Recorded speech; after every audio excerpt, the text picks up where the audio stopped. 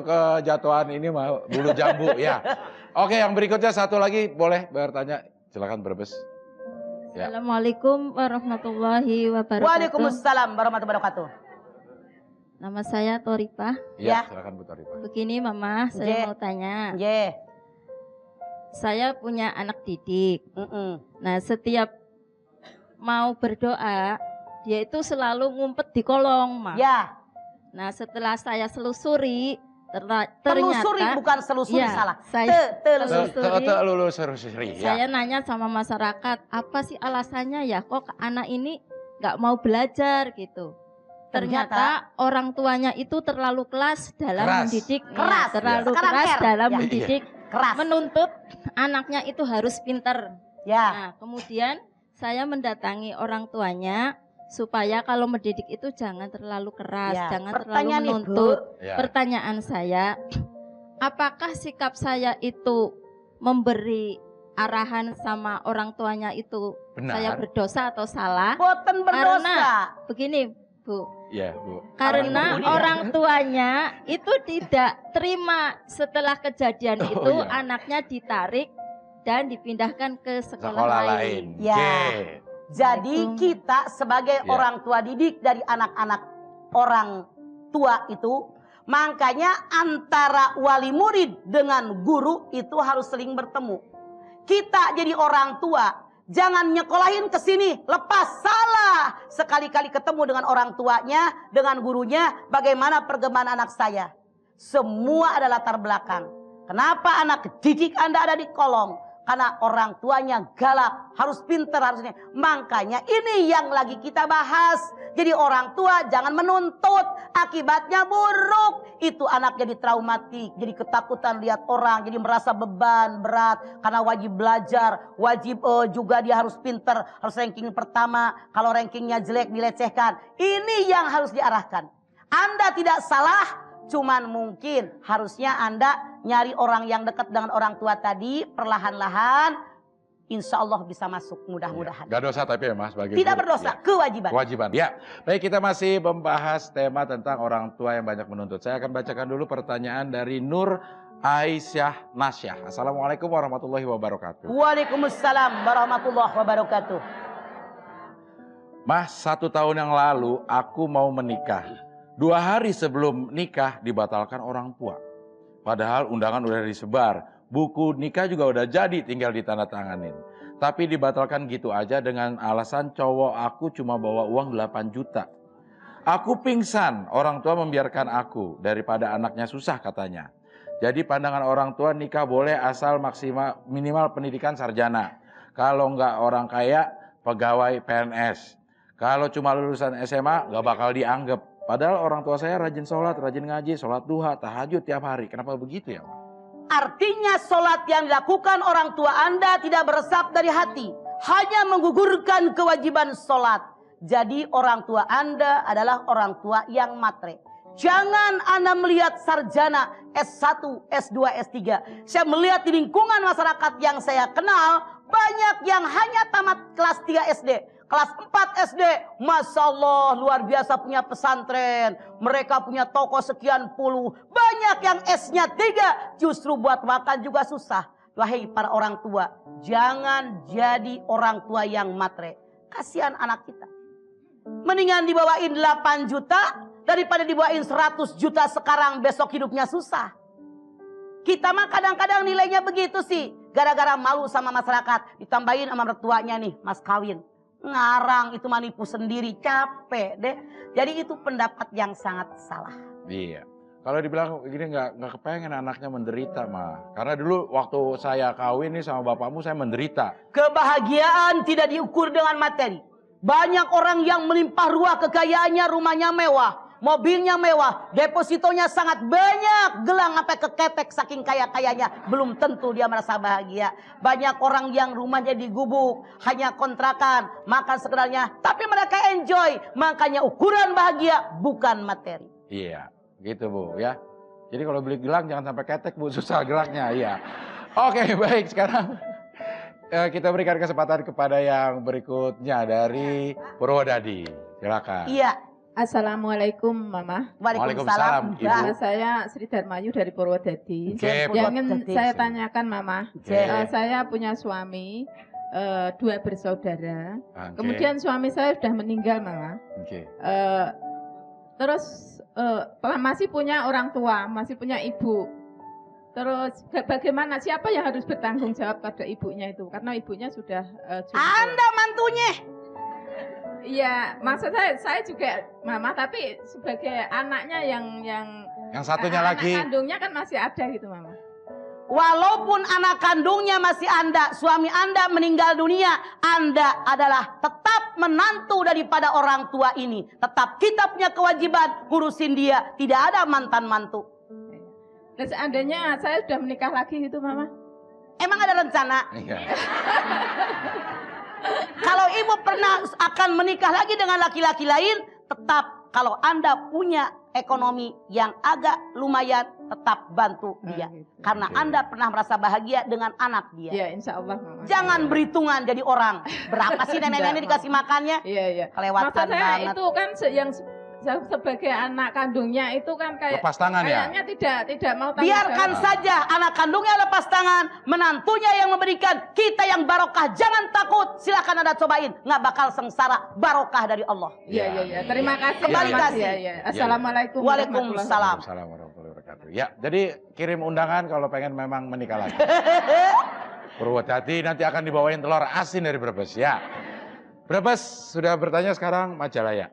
Ya, di atas. Tuh di atas udah sampai. Bu. Ya. Assalamualaikum warahmatullahi wabarakatuh. Waalaikumsalam warahmatullahi wabarakatuh. Saya Ibu Dede Diawati. Ibu Dede Mangga. lagi. Ini tentang ada ipar saya yang lagi sakit, Iya. tapi dia ingin membahagiakan seorang suami dan anaknya. Dia Oh, dia bawa surat dari kampung. Itu dari takut adiknya. salah. Takut salah Iya, ya, silakan. baca. Bacain dah. Adanya itu ingin apa? Au. Ingin membahagiakan suami dan anaknya. Ya, Tapi dia sakit sudah 3 tahun. Sakit Iya. kenapa? Tumor. Oke. Iya. Pertanyaan Ibu. pertanyaan adiknya. Gimana seorang istri ingin membahagiakan suami dan anaknya, Suaminya suruh kawin lagi. Karena suami punya kebutuhan tapi tersendiri. dia membahagiakan istrinya. Dia mengurus istrinya dengan ikhlas Telaten, gitu. ya. Luar biasa suaminya. Artinya kalau pengen membahagiakan suaminya nggak kau kawin lagi. Dia ngurus istrinya. Iya. Jangan banyak mengeluh. Terima. Inilah penyakit diberikan oleh Allah. Tetap ibadah, tetap senyum dengan suami, tetap servis suami dengan anaknya sesuai kemampuan yang ada, walaupun sakit begitu tetap. Ya, Dia begitu ingin Ibu. itu utuh, ingin mengutuhkan rumah tangganya gitu. Iya, saya bilang kan tetap iya. utuh. Emang kemana? Kan lakinya ngurusin dia. Kan utuh itu Tapi namanya. keluarganya tidak setuju. Oh Keluarga iya siapa? iya. Keluarga Si keluarga suami. suaminya Keluarga suami pengennya saya udahlah gitu. cari yang lain aja. Sekarang begini gitu, Bu, Bang. masalahnya yang rumah tangga kan suami sama istri. Kalau suaminya menerima, nggak usah mikirin orang. Makanya tunjukkan Iya. kepada mereka tetap harmonis, oke? Iya, gitu ya. Jangan mikirin orang mulu mah capek hidup Iya. kita. Malah Yang saya juga membantu. Iya, Bu, Ya. iya. syukur. Makanya tidak menerima saya. Ya alhamdulillah biarin Alhamdulillah, aja bantu kalau ya. nggak diterima. Iya, tidak Yang nggak menerima. diterimanya sama siapa? Saya yakin kalau Anda membantu sama adeknya pasti diterima. Iya, begitu ya Bu ya. Tidak Baik ya. menerima. Iya. Ya, terima Jadi kasih Mas. ya, Iya. mangga. Anda bantu saya Assalamualaikum kemampuan. Waalaikumsalam. Waalaikumsalam warahmatullahi wabarakatuh. Bantu sebagai saudara apa yang bisa kita bantu dan apa yang mereka butuhkan. Kalau nggak diterima, ya udah. Iya. Yang penting Anda sudah membantu. Iya, tapi sebagai suami itu memang harus tahu hak dan kewajibannya, Ma ya. Betul. Jangan mau diserusupin oleh Iya, di kita mah banyak juga suami diojok-ojok sama orang tuanya tinggal aja. Dia nggak punya prinsip ditinggal tuh bini. Artinya habis manis sepah dibuang. Kalau Anda tanggung jawab jadi suami, walaupun sakit bagaimana kondisinya tetap istri Anda pelihara dia sebaik-baiknya. tuh, Cok, dengerin loh. Ya. Oke, kita akan break Ucok dulu. mah pernah nyisir ya. Iya. Baik, kita akan break dulu sebentar. Nanti kita akan kembali lagi tetap di sini di Hati ke Hati bersama Mama Dede. Pemirsa, kita lanjutkan lagi Hati ke Hati bersama Mama Dede. Iya, saya ambil di sini. Ibu kayak mau ngasih begitu ya. Masih ada Majalaya, Purwodadi, dan Brebes. Iya, kita lanjutkan lagi. Kita masih membahas tema tentang orang tua banyak menuntut. ada kesempatan lagi untuk Ibu. Tadi sini sudah kan sebentar ya. Dari dari Brebes lagi ya. Langsung ya, boleh berdiri. Berdiri. Tolong Oke. kasih mic-nya. Ya. Ya. Assalamualaikum warahmatullahi wabarakatuh. Waalaikumsalam. Saya punya anak, Siapa namanya? umurnya Jenenge? 6 tahun. Jenenge siapa? Mutmainah. Ya. Ya. Saya punya anak, mah, umurnya 6 tahun, tapi bandel sekali, mah. Cara mengatasinya bagaimana? Ada. Kita Bandel ingat dulu sekali. waktu ngadonin baca doa dulu nggak? Iya. Karena Rasul mengatakan, Iya. kan setan itu ada dua, Iya. yang gemuk sama yang kurus. Setan yang gemuk tinggal di rumah Islam, yang Islam KTP. Kalau makan nggak pernah bismillah, sembari makan sembari ngobrol. Setan ikut makan, gendut, ikut minum. Kemudian waktu mau tidur nggak pernah baca doa. Atau mereka nyanyi-nyanyi tertidur, maka ikut tidur, jadi setannya gemuk. Kemudian juga ketika mereka campur suami istri nggak pernah baca doa, maka setan tadi mencampuri, ketika mereka campur membuahi daripada buah indung telur tadi tercampur dengan sperma setan. Ya. Makanya jangan suka nyalahin orang kalau anak bandel. Di anak bandel amat kayak nenek lu. Mertua kita maksudnya salah. Koreksi diri kita. Waktu dulu ngadonin baca Ya. doa dulu kagak. Jadi seperti itu. Cara mengatasinya bagaimana, Mas? Ya. Sekarang anak masuk ke didik dengan baik di keluarga, masukkan ke sekolah, ke pesantren, ke madrasah, berikan lingkungan yang baik. Setiap saat kesempatan didik sesuai aturan seorang muslim. Kalau dia baca dan juga menonton yang islami. Ya. Tetap nasihati. Ya. Ketika akan tidur, bacakan salawat, ibu tiupkan dari ujung pala sampai kaki. Ya. Insya Allah. Kok itu sudah? Masih bandel aja. Iya. Itu ujian dari Allah. Ya. Yang pertama musibah itu ujian. Kalau lulus, harkat derajat kita naik. Yang kedua teguran. Boleh jadi teguran dari Allah. Apa kekurangan saya? Apa ibadah saya kurang? Apa sembahyang saya beletang belenong, edan eling? Apa saya judes sama mertua? Pelit sama ipar, tegur diri kita bisa menyebabkan musibah, termasuk anak bandel ngelawan mulu, itu teguran dari Allah. Begitu, Bu. Ya. Perbaiki Makasih, kekurangan Mama. kita. Makasih, Mama. Mangga. Iya, sama-sama. Iya, baik. Sekarang saya berikan kesempatan lagi kepada Ibu-ibu Purwotati. Ya. Silakan. Assalamualaikum Mama. Waalaikumsalam. Ibu. Saya Ana mau bertanya. Ya, Silakan, anak. Ana. Setiap hari hati itu berbolak-balik, Ya. selalu berubah-ubah. Ya. Apa kiatnya supaya hati kita selalu bisa ikhlas dan bersyukur walaupun hal terpahit terjadi pada diri kita, Mama? Oke, yakinkan di hati kita musibah yang datang kepada kita saat izin Allah. Ada lihat At-Taghabun ayat 11. Ma asaba min musibatin illa biidznillah wa may yu'min billahi yahdi qalbah wallahu bikulli shay'in alim. Tidak satupun musibah yang menimpa kalian manusia kecuali semua diizinkan oleh Allah. Siapa yang beriman kepada Allah, hati kamu diberikan petunjuk dan Allah mencatat semuanya. Musibah dari Allah, banyak zikir kepada Allah, banyak mensyukuri nikmat Allah, maka pasti hati kita akan tenang. Rukun iman yang nomor 6, percaya kepada qada dan qadarnya Allah. Ya. Terima kasih Mama. Ya. Oke. Wassalamualaikum. Waalaikumsalam warahmatullahi wabarakatuh. Iya. Oke nih, tadi yang sudah marah-marah. Oke, silakan. Ngeri saya disambit mic ya. Ya. Oke, ya. Silakan. Bismillahirrahmanirrahim. Lebih dekat Assalamualaikum mic-nya. warahmatullahi taala wabarakatuh. Waalaikumsalam warahmatullahi wabarakatuh. Begini mah, Namanya, Bu? nama saya Rosmawati Silakan, dari Bu. Majalaya. Ya. Gimana cara apa tuh istri yang soleh itu Soleha. dan ya yang soleha dan kiat apa saja yang harus dilakukan oleh istri. Iya.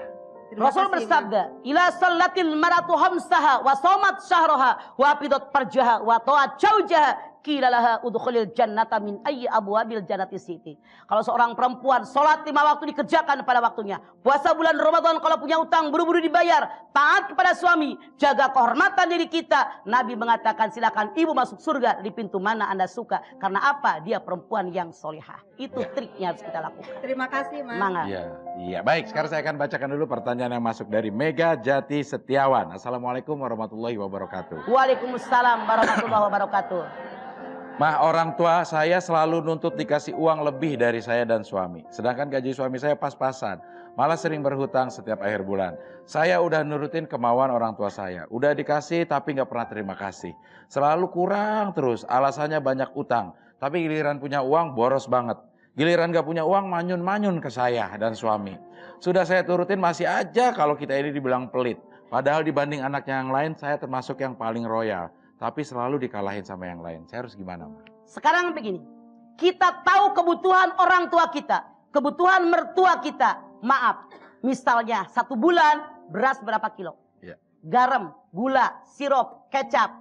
Listrik dia berapa? Kita belikan langsung berbentuk yang dia butuhkan. Berikan beras, berikan kecap, berikan gula, berikan sirup, berikan apa yang dia butuhkan. Brek.